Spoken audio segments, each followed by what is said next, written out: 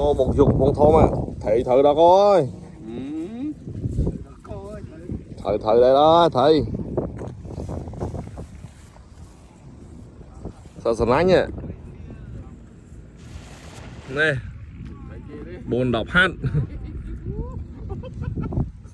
Bình bình ô. Treo đấy má. Chụp đi. Treo không?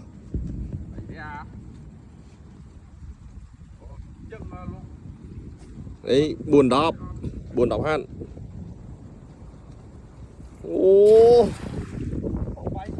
Em á.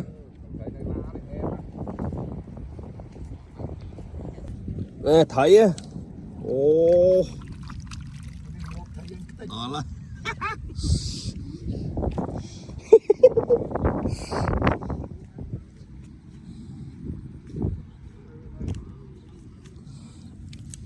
Nè.